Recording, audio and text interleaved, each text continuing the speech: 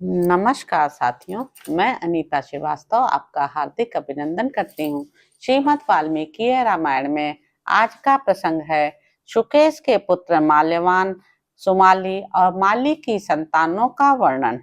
तदंतर एक दिन विश्वावसु के समान तेजस्वी ग्रामणी नामक गंधर्व ने राक्षस सुकेश को धर्मात्मा तथा वर प्राप्त वैभव से संपन्न देख अपनी देववती नामक कन्या का उसके साथ ब्याह कर दिया।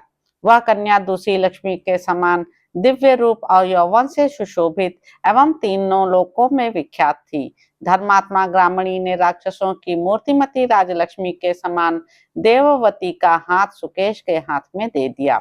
वरदान में मिले हुए ऐश्वर्य से संपन्न प्रियतम पति को पाकर देववती बहुत संतुष्ट हुई, मानो किसी निर्धन को धन की राशि मिल गई हो।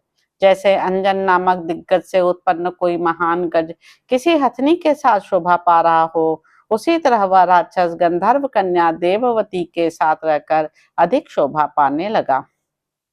रघुनंदन, तदंतर समय आने पर सुकेश ने देववती के गर्भ से 3 पुत्र उत्पन्न किए, जो 3 अग्नियों के समान तेजस्वी थे। उनके नाम थे माल्यवान, सुमाली और माली। माली बलवानों में श्रेष्ठ था। वे तीनों त्रिनेत्रधारी महादेव जी के समान शक्तिशाली थे। उन तीनों राक्षस पुत्रों को देखकर राक्षस राज सुकेश बड़ा प्रसन्न हुआ। वे तीनों लोकों के समान सुस्थिर, 3 अग्नियों के समान तेजस्वी, 3 मंत्रों के समान उग्र तथा 3 रोगों के समान अत्यंत भयंकर थे। शुकेश के वे तीनों पुत्र त्रिविध अग्नियों के समान तेजस्वी थे। वे वहां उसी तरह बढ़ने लगे जैसे उपेक्षावश दवा न करने से रोग बढ़ते हैं। उन्हें जब यह मालूम हुआ कि हमारे पिता को तपोबल के द्वारा वरदान एवं ऐश्वर्य की प्राप्ति हुई है, तब वे तीनों भाई तपस्या करने का निश्चय करके मेरु पर्वत पर चले गए। निपश्रेष्ठ, वे राक्षस वहां भयंकर नियमों को ग्रहण करके घोर तपस्या करने लगे। उनकी वह तपस्या समस्त प्राणियों को भय देने वाली थी। सत्य, सरलता एवं शम दम आदि से युक्त तप के द्वारा जो भूतल पर दुर्लभ है, वे देवताओं, असुरों और मनुष्यों सहित तीनों लोकों को संतप्त करने लगे। तब 4 मुख वाले भगवान ब्रह्मा एक श्रेष्ठ विमान पर बैठकर वहां गए और सुकेश के पुत्रों को संबोधित करके बोले, मैं तुम्हें वर देने के लिए आया हूँ। इंद्र आदि देवताओं से घिरे हुए वरदायक ब्रह्मा जी को आया जान वे सब के सब वृक्षों के समान कांपते हुए हाथ जोड़कर बोले, देव, यदि आप हमारी तपस्या से आराधित एवं संतुष्ट होकर हमें वर देना चाहते हैं, तो ऐसी कृपा कीजिए जिससे हमें कोई परास्त न कर सके। हम शत्रुओं का वध करने में समर्थ, चिरजीवी तथा प्रभावशाली हों, साथ ही हम लोगों में परस्पर प्रेम बना रहे। यह सुनकर ब्रह्मा जी ने कहा, तुम ऐसे ही होगे। सुकेश के पुत्रों से ऐसा कहकर ब्राह्मण वत्सल ब्रह्मा जी ब्रह्मलोक को चले गए। श्री राम, वर पाकर वे सब निशाचर उस वरदान से अत्यंत निर्भय हो देवताओं तथा असुरों को भी बहुत कष्ट देने लगे। उनके द्वारा सताए जाते हुए देवता, ऋषि समुदाय और चारण नरक में पड़े हुए मनुष्यों के समान किसी को अपना रक्षक या सहायक नहीं पाते थे। रघुवंश शिरोमणि, एक दिन शिल्प कर्म के ज्ञाताओं में श्रेष्ठ अविनाशी विश्वकर्मा के पास जाकर वे राक्षस हर्ष और उत्साह से भरकर बोले, महामते, जो ओज, बल और तेज से संपन्न होने के कारण महान है, उन देवताओं के लिए आप ही अपनी शक्ति से मनोवांछित भवन का निर्माण करते हैं।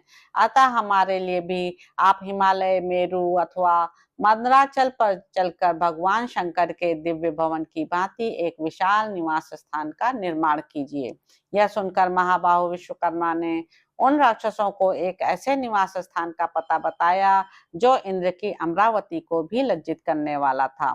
राक्षसपतियों, दक्षिण समुद्र के तट पर एक त्रिकूट नामक पर्वत है और दूसरा सुवेल नाम से विख्यात शैल है। उस त्रिकूट पर्वत के मझले शिखर पर, जो हरा भरा होने के कारण मेघ के समान नीला दिखाई देता है तथा जिसके चारों ओर के आश्रय टांकी से काट दिए गए हैं, अतएव जहां पक्षियों के लिए भी पहुंचना कठिन है, मैंने इंद्र की आज्ञा से लंका नामक नगरी का निर्माण किया है। वह 30 योजन चौड़ी और 100 योजन लंबी है। उसके चारों ओर सोने की 4 दीवारी है और उसमें सोने के ही फाटक लगे हुए हैं। दुर्धर्ष राक्षस शिरोमणियों, जैसे इंद्र आदि देवता अमरावती पुरी का आश्रय लेकर रहते हैं, उसी प्रकार तुम लोग भी उस लंकापुरी में जाकर निवास करो। शत्रुसूदन वीरों, लंका के दुर्ग का आश्रय लेकर बहुत से राक्षसों के साथ जब तुम निवास करोगे, उस समय शत्रुओं के लिए तुम पर विजय पाना अत्यंत कठिन होगा। विश्वकर्मा की यह बात सुनकर वे शेष राक्षस सहस्त्रों अनुचरों के साथ उस पुरी में जाकर बस गए। उसकी खाई और चारदीवारी बड़ी मजबूत बनी थी। सोने के सैकड़ों महल उस नगरी की शोभा बढ़ा रहे थे। उस लंकापुरी में पहुंचकर वे निशाचर बड़े हर्ष के साथ वहां रहने लगे। रघुकुल नंदन श्री राम इन्हीं दिनों नर्मदा नाम की एक गंधर्वी थी। उसके 3 कन्याएं हुई, जो ही श्री और कीर्ति के समान शोभा संपन्न थी। इनकी माता यद्यपि राक्षसी नहीं थी, तो भी उसने अपनी रुचि के अनुसार सुकेश के उन तीनों राक्षस जातीय पुत्रों के साथ अपनी कन्याओं का ज्येष्ठ आदि अवस्था के अनुसार विवाह कर दिया। वे कन्याएं बहुत प्रसन्न थीं। उनके मुख पूर्ण चंद्रमा के समान मनोहर थे। माता नर्मदा ने उत्तरा फाल्गुनी नक्षत्र में उन तीनों महाभाग्यवती गंधर्व कन्याओं को उन तीनों राक्षस राजों के हाथ में दे दिया। श्री राम जैसे देवता अप्सराओं के साथ क्रीड़ा करते हैं, उसी प्रकार सुकेश के पुत्र विवाह के पश्चात अपनी उन पत्नियों के साथ रहकर लौकिक सुख का उपभोग करने लगे। उनमें माल्यवान की स्त्री का नाम सुंदरी था। वह अपने नाम के अनुरूप ही परम सुंदरी थी। माल्यवान ने उसके गर्भ से जिन संतानों को जन्म दिया, उन्हें बता रहा हूँ, सुनिए। वज्रमुष्टि, विरूपाक्ष, राक्षस, दुर्मुख, सुप्त घन, यज्ञकोप, मत वज्रमुष्टि, विरूपाक्ष, राक्षस, दुर्मुख, सुप्तघन, यज्ञकोप, मत्त और उन्मत्त, ये 7 पुत्र थे। श्री राम इनके अतिरिक्त सुंदरी के गर्भ से अनड़ा नाम वाली एक सुंदरी कन्या भी उत्पन्न हुई थी। सुमाली की पत्नी भी बड़ी सुंदरी थी। उसका मुख पूर्ण चंद्रमा के समान मनोहर और नाम केतुमती था। सुमाली को वह प्राणों से भी अधिक प्रिय थी। महाराज, निशाचर सुमाली ने केतुमती के गर्भ से जो संतानें उत्पन्न की थी, उनका भी क्रमशः परिचय दिया जा रहा है, सुनिए।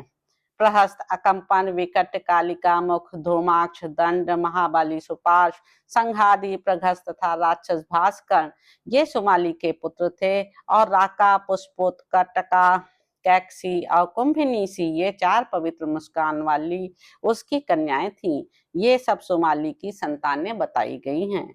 माली की पत्नी गंधर्व कन्या वसुधा थी, जो अपने रूप सौंदर्य से सुशोभित होती थी। उसके नेत्र प्रफुल्ल कमल के समान विशाल एवं सुंदर थे। वह श्रेष्ठ यक्ष पत्नियों के समान सुंदरी थी। प्रभु रघुनंदन, सुमाली के छोटे भाई माली ने वसुधा के गर्भ से जो संतति उत्पन्न की थी, उसका मैं वर्णन कर रहा हूँ, आप सुनिए। अनल, अनिल, हर और संपाति ये 4 निशाचर माली के ही पुत्र थे, जो इस समय विभीषण के मंत्री हैं। माल्यवान आदि तीनों शेष राक्षस अपने सैकड़ों पुत्रों तथा अन्य निशाचरों के साथ रहकर अपने बाहुबल के अभिमान से युक्त हो इंद्र आदि देवताओं, ऋषियों, नागों तथा यक्षों को पीड़ा देने लगे। वे वायु की भांति सारे संसार में विचरने वाले थे। युद्ध में उन्हें जीतना बहुत ही कठिन था। वे मृत्यु के तुल्य तेजस्वी थे। वरदान मिल जाने से उनका घमंड बहुत बढ़ गया था। अतः वे यज्ञादि क्रियाओं का सदा अत्यंत विनाश किया करते थे। तो इस प्रकार साथियों, उत्तरकांड में निहित 5वां सर्ग यहाँ पर समाप्त होता है। इसके अगले अंक में आप जानेंगे कि देवताओं का भगवान शंकर की सलाह से राक्षसों के वध के लिए भगवान विष्णु की शरण में जाना और उनसे आश्वासन पाकर लौटना, राक्षसों का देवताओं पर आक्रमण और भगवान विष्णु का उनकी सहायता के लिए आना। तो अब आपसे अगले अंक में मुलाकात होगी। मेरे YouTube चैनल संवाद विद अनीता को लाइक करें, शेयर करें, सब्सक्राइब करें। धन्यवाद साथियों।